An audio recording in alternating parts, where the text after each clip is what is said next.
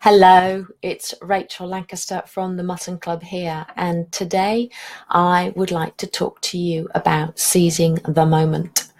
When we translate that into Latin, we have that phrase carpe diem, and for some reason I've never really liked that phrase. I don't know, there's something a bit pretentious about it. But I do think that the older we get, the more important it is to seize the moment.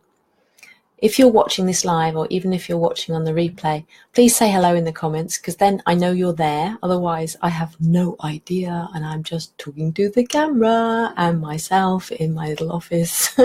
So if you are there, say hello. Maybe give me a like or a little heart across the screen, because those get me really excited. They're really fun. And let me know where you're watching from, because it's always fun to see how wide the Mutton Club network is becoming. So why today seizing the moment? Well, I think it's often the case that death or tragedy or illness makes us very aware of our longevity or our lack of longevity. And I think around those times, we perhaps tune in to more of the idea of seizing the moment. But then I think once we get over that hurdle, we go back to procrastination. I know I certainly do, and putting things off and going back to that, oh, maybe, I can't do that, or it's too difficult, or I'm too old, that classic one. So I want to sort of think about that on an ongoing basis. And I suppose what's prompted me at the moment is there was one of our members wrote today about how you need to be the author of your own life. And she'd been prompted to remember this because of a tragedy in her life a long time ago. And this really struck a chord with me, because there's something happening. Well, this week I'm remembering a young person who died a couple of years ago, in fact, in very, very tragic circumstances. And it was a life cut short. And I think that always makes you sort of stop and take stock of your life and what you might have achieved and what you might want to do. And I suppose what Mutton Club is all about is about getting you to the stage where you feel you can do anything, and you can embrace everything and be open to everything. And I think the important thing that the member was writing about was living well, whatever that means. I mean, it doesn't mean that you have to go crazy, but that you live well, as whatever that looks like to you.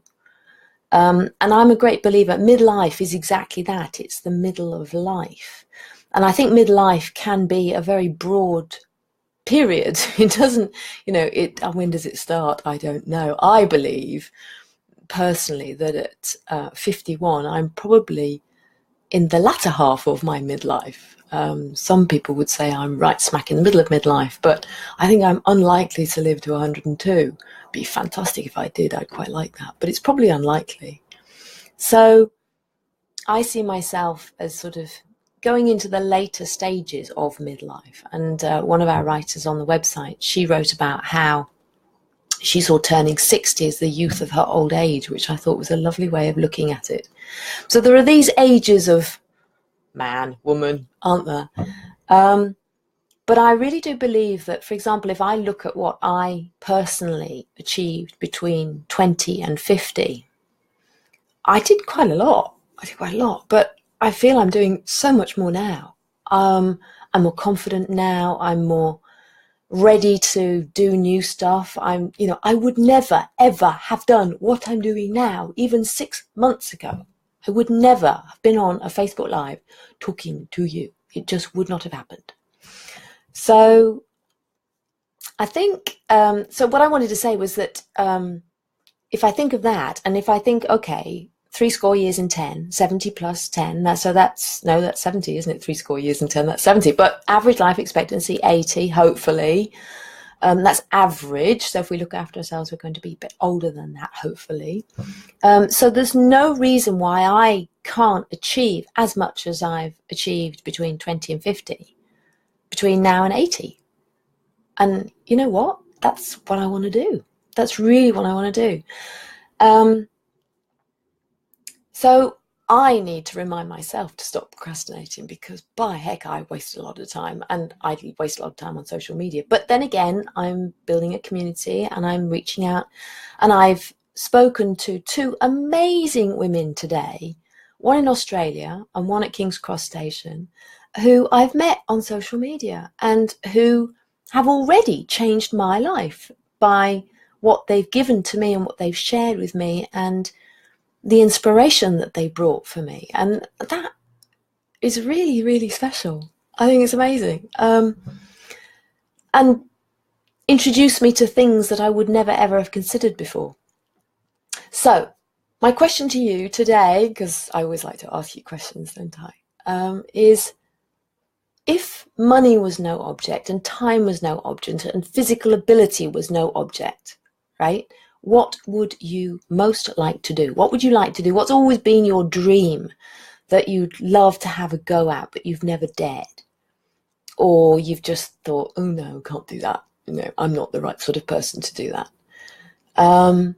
So tell me in the comments below, A, where you're watching from, B, say hello. Yeah, just say hello. And what, if you could wave that magic wand, what would you most like to do and have a go at? And then I want you to be really honest, if you possibly can, and tell me what's stopping you from doing that. What is that, narrative in your head or narrative from somebody else that says, no, that's not the right thing for me to do? And then if you're feeling really adventurous and you want to tell me a whole life story, how do you think you could inspire yourself or find, I don't know, a community or a network or whatever it is, or other people who could inspire you to actually do that, to fulfill that dream? Because guess what? We do not have finite time. Our time is limited. And I actually think the older we get, the luckier we are. And every day, I feel, is a blessing that, we've been given this time, and we can do wonderful things with it. So tell me what you reckon. Tell me what you think. And if you like this video, please share it. Like the Mutton Club page, join the flock, the private Facebook group, if you'd like some more inspiration from some really fabulous women. And it's been really nice talking to you. Thank you very much, and bye for now.